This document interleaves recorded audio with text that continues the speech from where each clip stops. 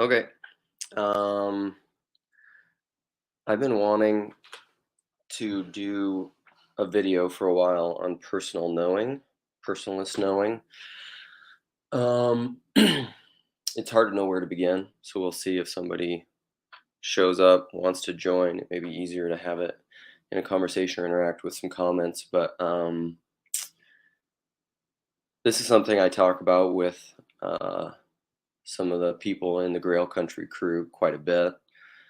Um, some things that I've been thinking about in regard to it are Jedediah Pascal's, you know, all knowledge is relative, um, but that doesn't mean it's arbitrary. So, in that sense, I suppose it would be, I'll just start off with this to irk people, but there are no absolutes. There is no absolute truth in an abstract way, in a general way, because also another thing that I would say is quoting Father Stephen Freeman. I heard him say this once in a YouTube lecture or homily or something like that, but he said, no one ever knows anything in general. You only ever know anything in particular. Uh, because I would say generalities don't exist. They are rules, and rules don't exist. Persons do. So ultimately, all this comes down to a conviction in a relational ontology. So I think everything exists in relationship. I actually don't know how anything else can exist. Um, and I am although I'm not a trained academic philosopher, it seems to me that, I mean, kind of the difference between a relational ontology and a substance ontology would be uh, the relational, a substance ontology would be the assumption that there are some sort of elemental substances that exist from which this building block. I mean, it's kind of like the most simple version of it would be like a philosophical materialism, which is just like there's some substance that then we construct things out of it, and then we get these emergent properties. And to me, that just you're smuggling some kind of relationality, because how the two things interact is a relationship, and a lot of this comes into fields. One way that I would often think about is fields, and I think it's kind of fields all the way down, or relationships all the way down. So Rupert Sheldrake has the theory of morphic fields, and so everything is existing in a relationship. You could think of it as a simple like magnetic field. You have a positive side and a negative side, so you have like a cathode and the anode, and the field is the relationship between the two things. Now, why I think this is really important and why I love talking about personalist knowing is I think it gets beyond it's very tied to what I would call iconic knowing or iconic thinking, which is basically to treat your relationship and your self identity to your ideas as a relationship, as something that is evolving, as something that is something that isn't fixed, because nothing ever is fixed. We are constantly engaging with the other, with the world, with things that are around us in a non-static, non-binary way. There's like this uh, kind of continuous interaction that means that we can't ever you can't ever plant your flag. Or I've heard people say they're not married to their ideas, and so when you have ideas, self identities, ways that you would identify yourself, so like and some of those relationships are more fixed, they are more certain, they have more overlapping fields of resonance, which make them, for lack of a better term, more concrete. For example, like I am male. I would self identify as being male, as being a man. There are a lot of overlapping fields that relate to that. My body, my temperament, the fact that I have children, I am their father. There are just many compounding, overlapping fields that make that although it is still a relationship, my association of myself as male into that idea is not objective in the sense that it's some kind of abstract fact. It is a, I mean, we think of things that way, but it's not.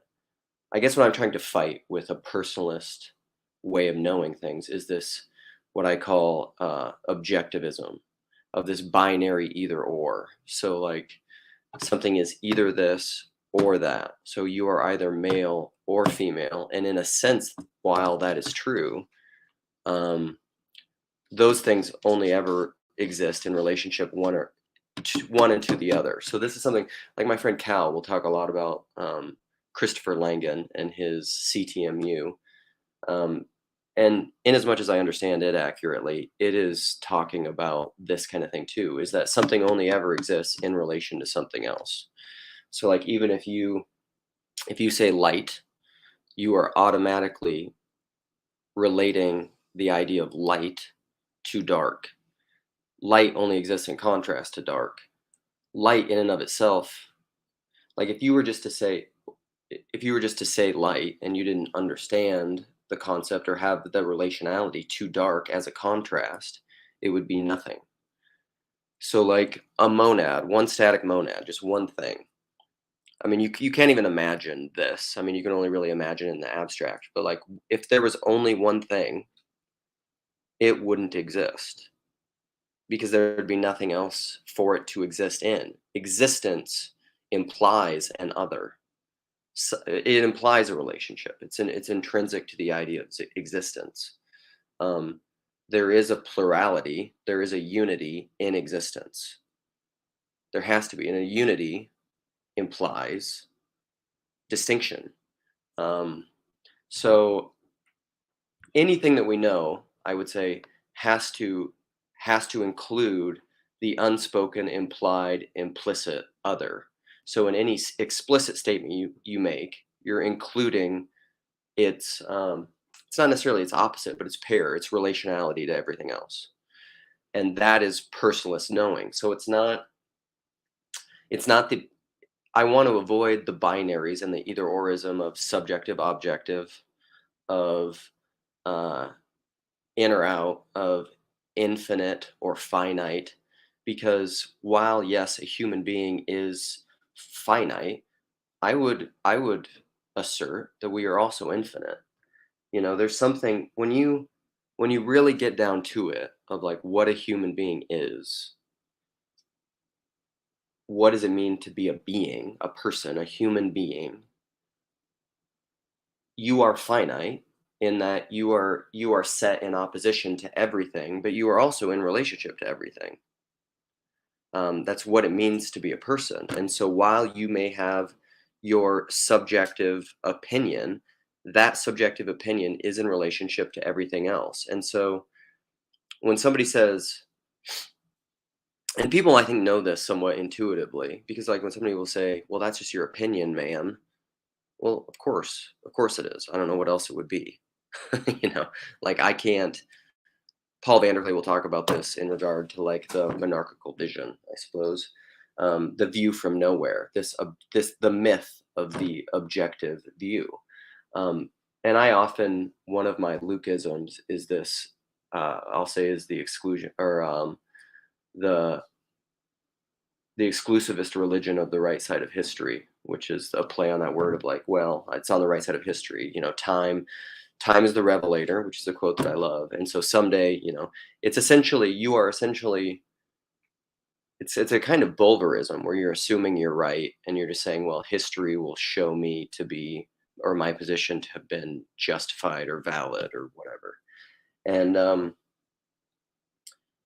but what that is it's excluding the other. So you're setting yourself up automatically in opposition to the other. So people who disagree with me, to my objective stance, I'm with the facts. Paul was mentioning on one of his videos the other day, he was talking about it with what the heck, that Chris Kavanaugh cat, and Andrea with the bangs, Andrea, I can never remember. Sorry if you ever watch this. But they were talking about the Protestant Reformation, and what evolved out of that with this sola scriptura was that, well, if we just have the objective right, the correct view on the text, then that will be our rule, that will be our guiding metric. Then from that, we will be able to discern the truth and how to live appropriately, which is to treat the text as an object, as a static thing that we can just look at and analyze, and with our deductive reasoning and discursive reasoning and analysis, we can discern the truth of.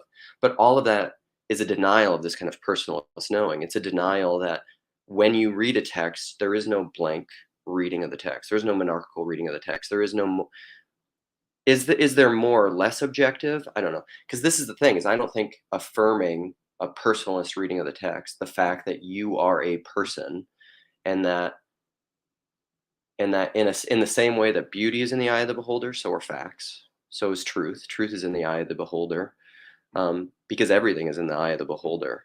Because your eye, the beholder, the perceiver is necessary for perception, period.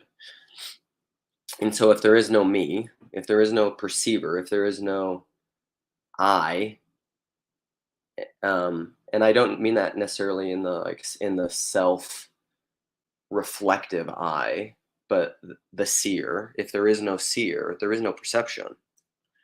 This is where I like to talk about the George Berkeley, if a tree falls in the forest and no one's there to hear it, doesn't make a sound. No, it doesn't, because there's no tree if there's no one there to hear it or see it. And what he's ultimately getting at is not that a human being needs to be in the forest to perceive the tree falling for the tree to exist. And for the tree to exist for the person, it does. But this is where, like, the scientific materialist objectivist will say, well, no, the tree, I mean, what is this? Paul was talking about, is that moral realism, like the tree exists independently of me. I don't know that that's true. And I don't think that's necessarily megalomania or a self-obsession. But without me, I don't know that nothing exists for me. And is that a denial of everything else existing? Not necessarily, but I wouldn't know about it. I would have no knowledge of everything else existing. So my perception, my engagement with reality, the relational ontology of my relationship with everything that is, and my perception of that wouldn't be. And I think what Berkeley was talking about is more like God, in the mind of God and the perception of God. And the tree doesn't exist, and the sound doesn't exist without God perceiving it, or it existing within God. I think more was his point. I'm no Berkeley scholar, though. And a lot of this began with me, too, with even Owen Barfield's Saving the Appearances, which I just love that book, and wanted to talk about that book with people forever. One way that he illustrates it is he talks about the thrush. Also, if people are out there, is any of this making sense? Is there some kind of cohesive unity to all the things that I'm saying? Hopefully. But he talks about hearing the thrush, I think, the bird, isn't it their bird, the thrush? And he says you could, if you have no knowledge, no relationship, again, it's these overlapping morphic fields, these overlapping relationships, or I wouldn't even say morphic fields, that's a little bit different thing, but there's these overlapping relationships in which your ability, or your organ of perception of hearing a thrush needs to exist, or else you won't hear the thrush. Because what you see and hear depends a lot upon where you're standing. It also depends upon the kind of person you are, to one of my favorite Lewis quotes. So, like, another way to illustrate that would be the example that Paul uses of that one, I think he was a missionary who ended up deconstructing and no longer, again, self-identifies as being a religious person or a Christian or something. But again, that self-identity isn't the sole descriptor and metric of your identity. That's just your egoic relationship to certain things. So, like, when someone deconstructs, like, what's really happening there, that's a different discussion. But when he went to that island, and there were the island people, and they were all standing on the beach, and they saw some spirit. I don't know if people are familiar with PDK, but he's brought this up multiple times. I think he brought it up in the conversation with Chris Kavanaugh and Andrew at the Bangs too. All the tribes people saw an entity, saw a spirit, and sorry, I'm getting distracted by a thing. I'll engage with this after I'm done. Comment. Um, so they all saw some entity, some spirit, but he didn't see it. And PDK said, well, these people weren't lying. Like they really saw something. Now you could say like they're collectively hallucinating or whatever, but all of that is caged within a frame of this either or objectivist mindset that I'm saying is jacked. I'll say it that it's jacked instead of other words. Um, it's a false mapping. It's confusing. It's to misunderstand what perception is, and that perception is always this iconic personal thing. Seeing, or as I've said before in some of my own videos, seeing is not seeing, knowing is not knowing. Whatever you know in an articulate, uh, condensed way is embedded within a larger unknowing because that's the relationship that your articulable conscious knowledge is embedded within. It has to be. What up, Khezi? So, uh, so yeah, these people that saw this entity on the beach and the other person couldn't see it. Well, that's because I would argue he did not have, and he did not have the same kind of relationships and um, overlapping fields and patterns of relationality. His person was so foreign and different from these people that he saw something that he didn't see what they saw. And I think we all know this, but but we, I don't know, suppress the truth and unrighteousness. We deny our own knowledge. And I mean, there's other ways you could illustrate this. Like I've often thought if you could go back 500 years to the Americas, to where I live, Minneapolis, and you could visit the indigenous people groups that were here, the Indian groups that were here, and you would walk through, let's say, the northern forests of Minnesota or something with some of the indigenous people groups, you'd be living in a different world. And I mean that like technically. I don't mean that objectively. I mean that personally. Your world would be different. You'd walk through the forest and you would not be seeing the same stuff they would be seeing. You wouldn't. They are because of because the medium is a message, because of the way that they interact with the world and their relationships and their traditions and their histories and their liturgies and their language and their relationship to the spaces in which they inhabit. Like in a very kind of Wim Hof-y way, we are very buffered. We have many layers of skin, layers of technology that are buffering us from, and technology. Oh, sorry. I just had someone arrive home, so I'm probably going to cut this off. So at some point, I'll have to do a follow-up sometime. But we have many buffers of technology that are sheltering us, protecting us maybe, but also potentially blinding us from many aspects of the natural world that like the 500 years ago. Yeah, no, Chezi, that's a perfect example, like the donkey and Balaam? What do you say? I thought it was Balaam, but you're saying it as a Jew, correct? Um, there are things that we can't see. We all know that, like a honeybee, they see things differently, and like philosophical materialists and objectivists will explain that in different ways. Like they have different eyes, they have different receptors, their cones, the weight. Yes, that's all true, but a broader, zoomed out, um, more meta way to understand that, and I would say more uh, true way to say that, a fuller way to say that is they have different relationships that allow them to see different things. Their body's different. Their body is a relationship. My body is a relationship. I have a human body. I have a certain morphe, a certain field in which I participate that my body from embryo up evolved and became what it was. Zebras have different one, trees have different one. We all have different, and the body is just one aspect of your relationality. So we see different things based on who we are, and that's all rooted in the relationships in which we participate. So, oh, Julian's here. Okay, I'm gonna interact with a couple of these ideas and then probably go because my kids are home from school and I don't want to be online ignoring them.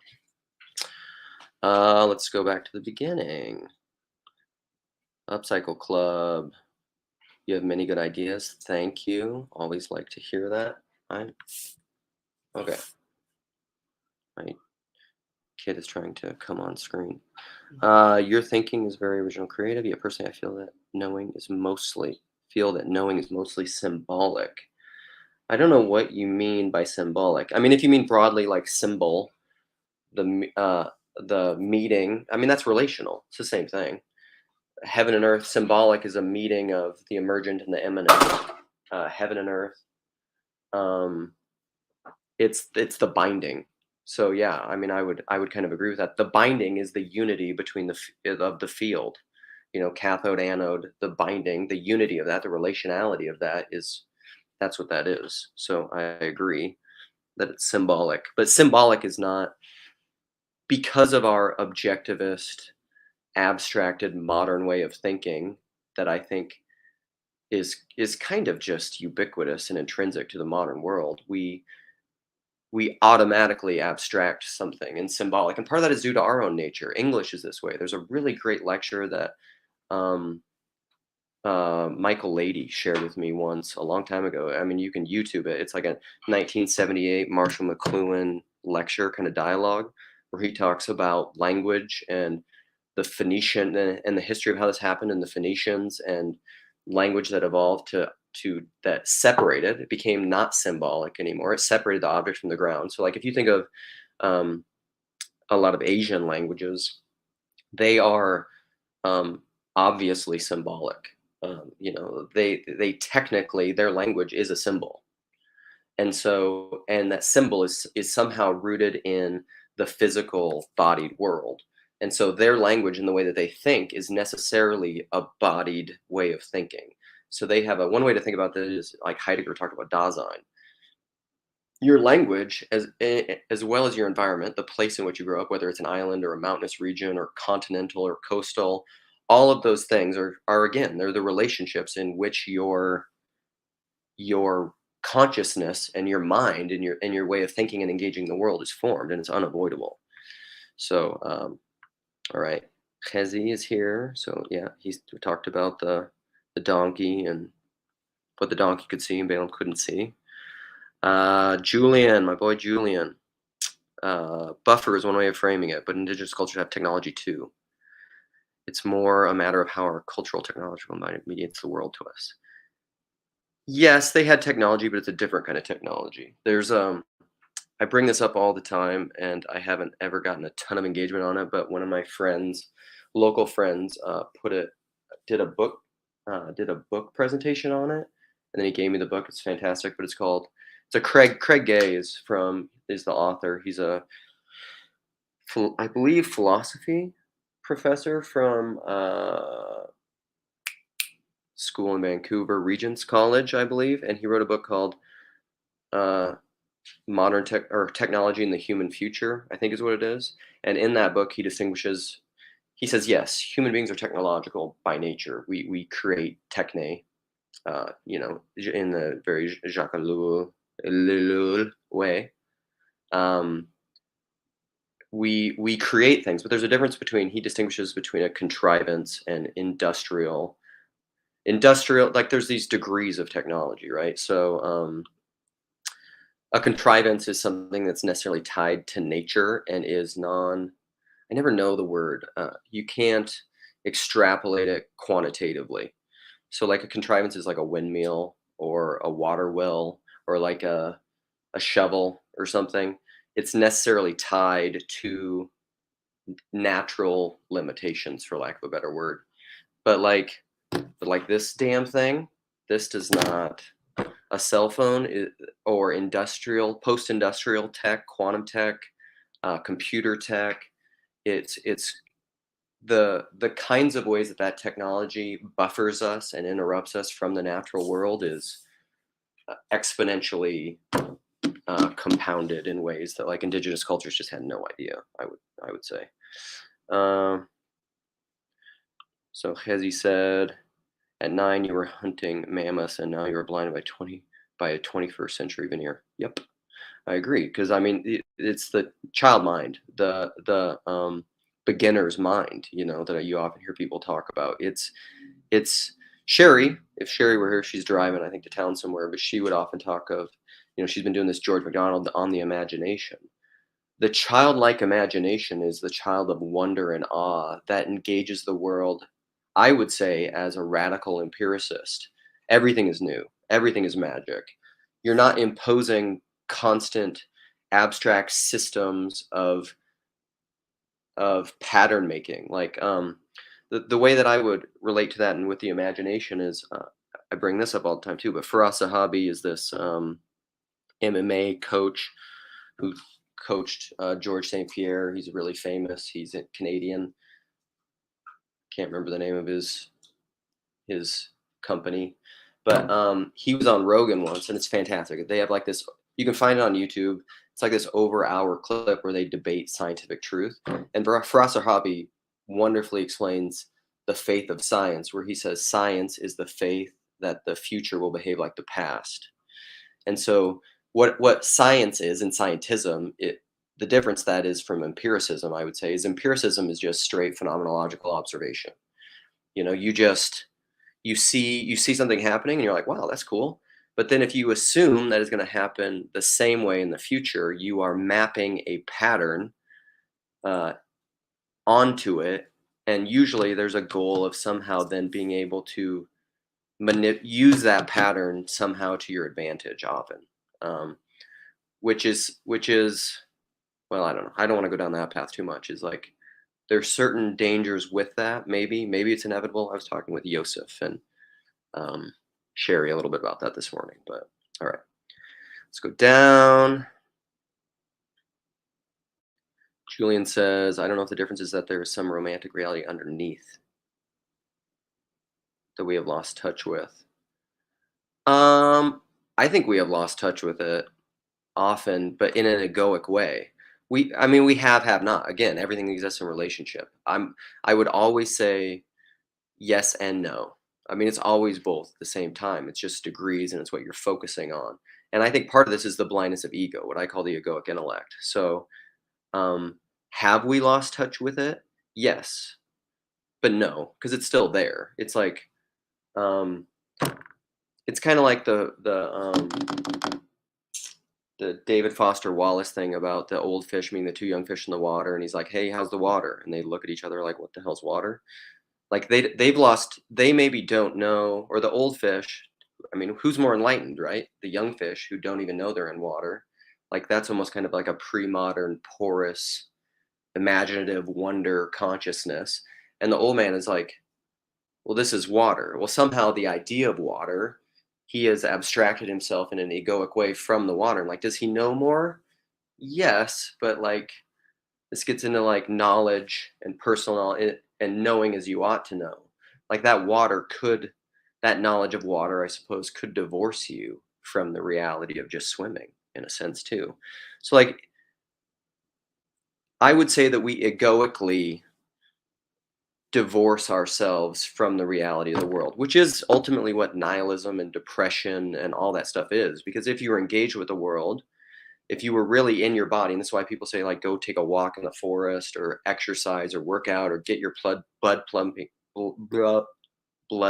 or something, because if you if you re-engage in that very deep, concrete, cemented, core part of your body, which is a deep part, which is a very powerful field of your person, your body.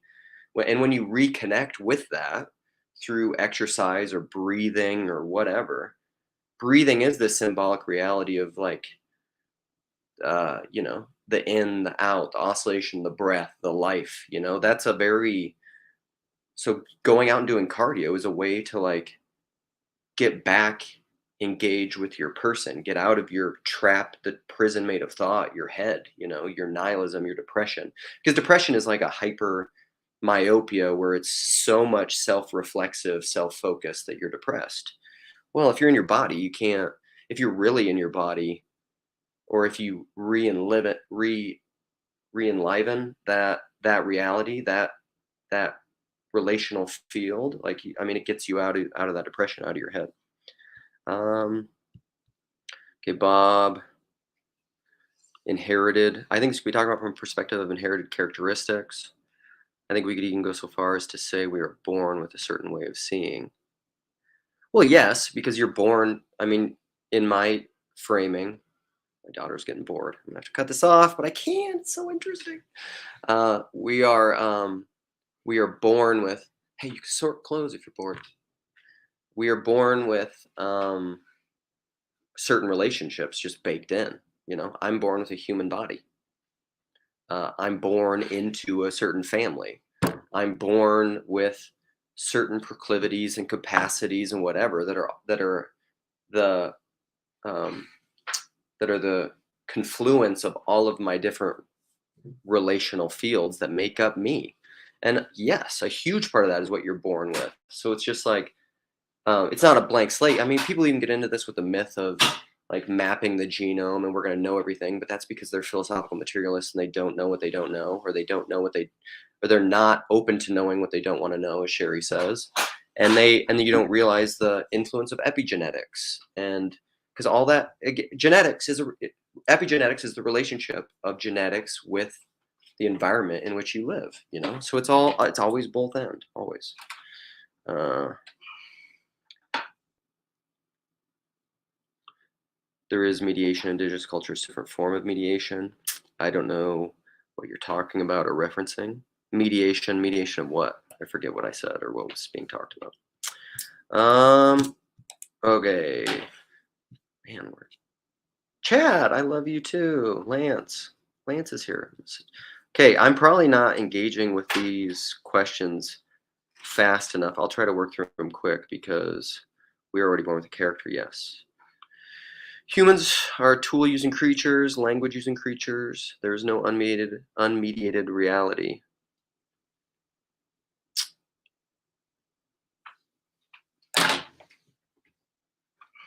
Um, yeah, I don't know what you mean by mediation. I mean, maybe kind of technology, language, and culture all tied together. I agree. Yeah, Ethan, for sure. Polanyi was getting at. Polanyi is huge in my thinking, in my ways of understanding things. I mean, he's close up there on my Mount Rushmore of people. Probably is up there. You just said it. I don't know what I said. Satari, Cornelius Van Til, presuppositional apologetics, right? Fits around a core belief in the ontological trinity. Yeah, well, that's the Trinity is the relationality, the pre-eternal relationality of God. I mean, whatever that means. But yeah, I would say so. Because not even God is a monad. I mean, that's the myth of the, I think, Unitarian God. Um, I would say is this relationality goes all the way down. It's not turtles all the way down. It's relationships all the way down. Um,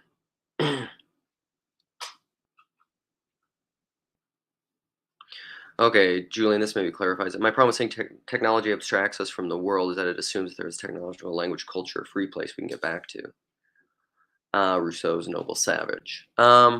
I don't think all technology abstracts us from the world. Again, like that's why I like the distinction of contrivance versus post-industrial and post-industrial tech. I don't know that contrivances abstract us from the world. Rupert Sheldrake had a great podcast a while ago where he said, though, just the simple illustration, though, of like a shovel in the dirt allows you to move dirt more quickly than using your hands, or like, let's say, a stone or something. But even a shovel, I mean, just think about it very physically. Physically, the shovel is distancing you from your hands in the soil. I mean, necessarily is distancing you from it.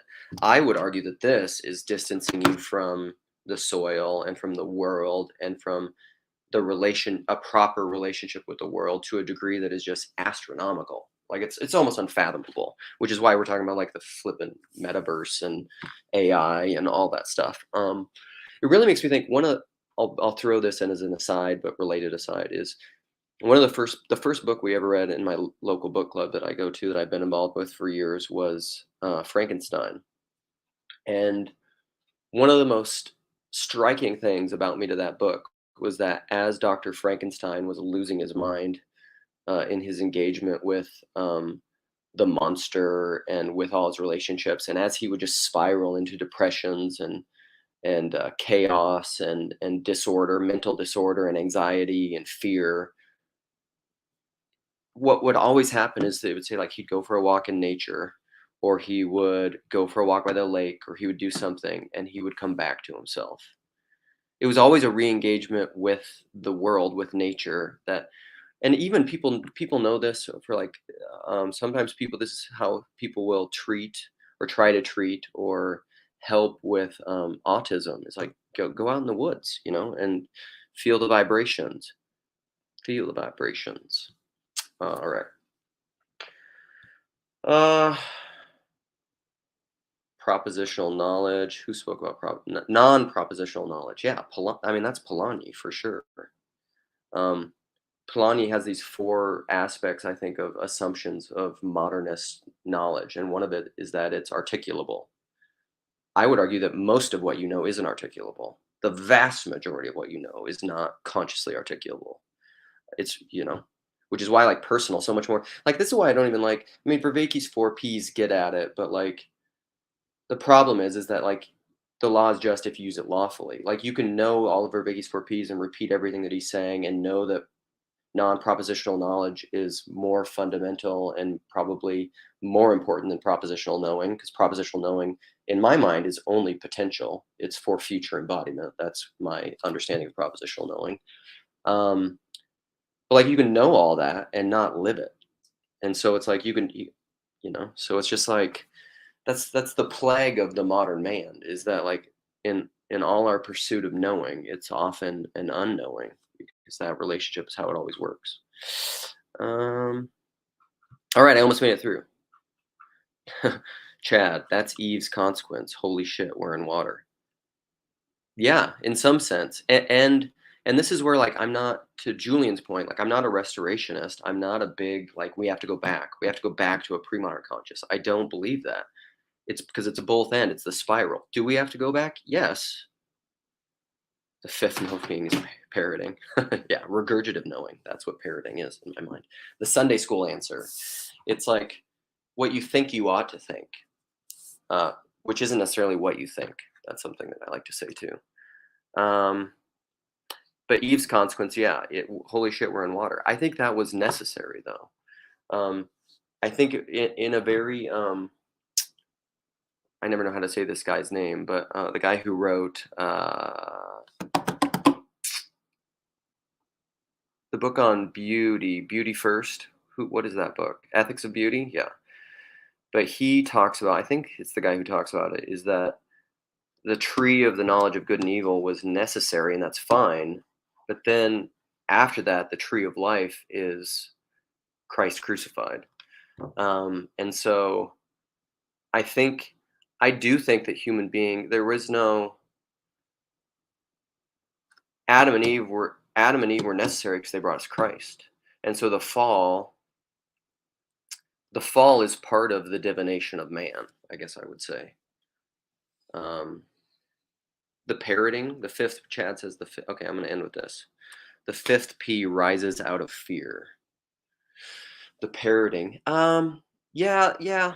I mean, in a sense, though, it's not. I don't know that it's bad in and of itself, and I don't know that it's just fear. Because, like, if I think about it in terms of like classical education, for example, there's three phases of classical education, which I think are really solid.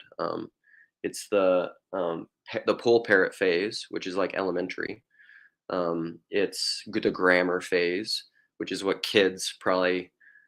I mean, it almost maps to like elementary school, middle school, high school. So it's like kids are learning just how to parrot things. They're learning little dances. They're learning facts, for lack of a better word. They're learning information. So they're learning to regurgitate.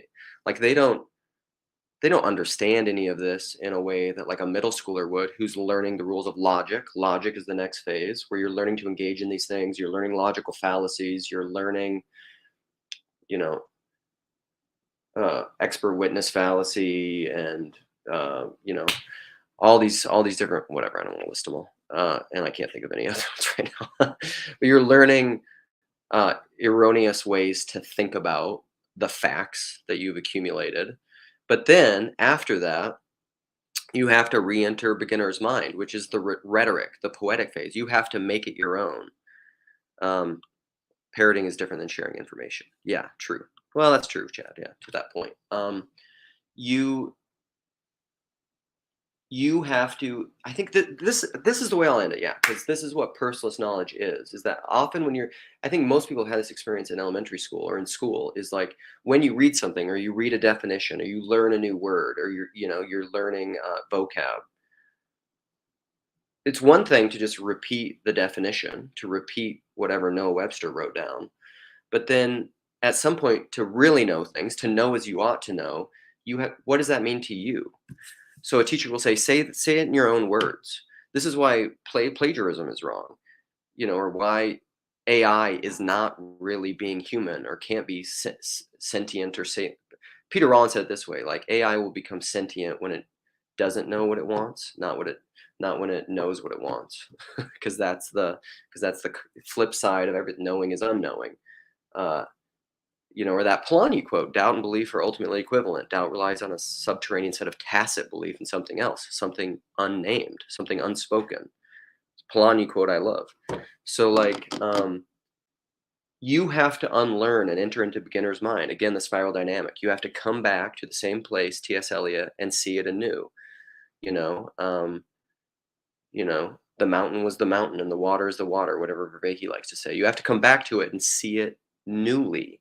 You have to know it in a new way with a death and rebirth, you could say.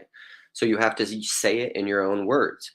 And I suppose this is why I'm so adamant about, because I have this in the little corner or in like my Grail Country friend group or with PVK or whatever. I'm very, for those people who know me, I'm known as having very idiosyncratic, made up words that are my own.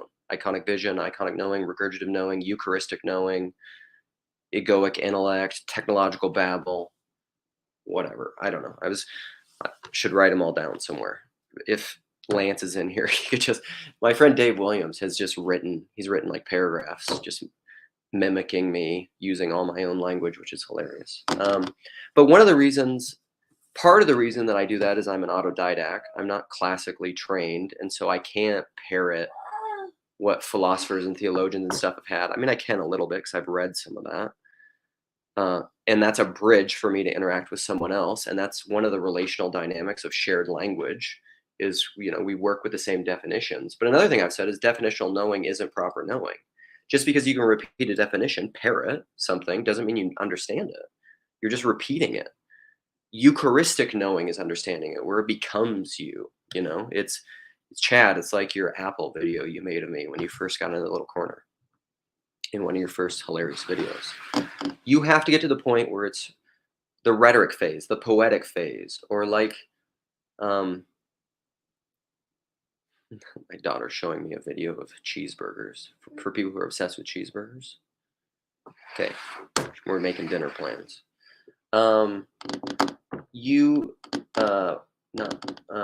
Tom Cruise in The Last Samurai, but when he's learning to fight as a samurai sword, this is like when he's learning to fight and he can't do it and he can't get the speed and the other guy's beating him all the time, and then the samurai, the guy who's training him, is like, no mind, no mind.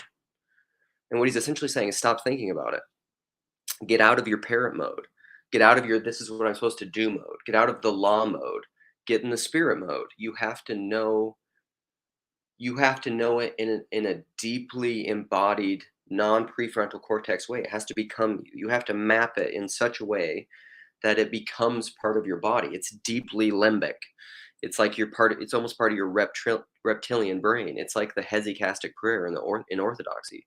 Lord Jesus Christ, Son of God, have mercy on me, a sinner. And you just say it so much that that's what hesychasm is, that you perceive the divine light. It just becomes part of you. You're praying that unconsciously. That's habit. That's ritual. Breathing. You're not thinking about breathing. But sometimes to unlearn, to circle back to learning how to breathe better, you have to unlearn and you have to come back in the same way as the samurai or Rogan has talked about this with martial arts. A lot of times martial artists, they say sometimes the hardest people to teach a martial artist are the people that have been trained wrongly because they're not willing to unlearn. They're not willing to come back and see it anew with the beginner's mind, to die. So All this to say, that's personalist knowing. It's iconic. It's where you're not married to your ideas. It's where you're not married to your words. It's where you're not married to your definitions. But it requires the thing that's a bitch about it is that you can't be scared. Because if you're scared, you will revert to your patterns of security and trust. And but that trust might be a false trust. It might be something you need to unlearn. All right, I'm going to end the broadcast. Thank you for everyone who contributed.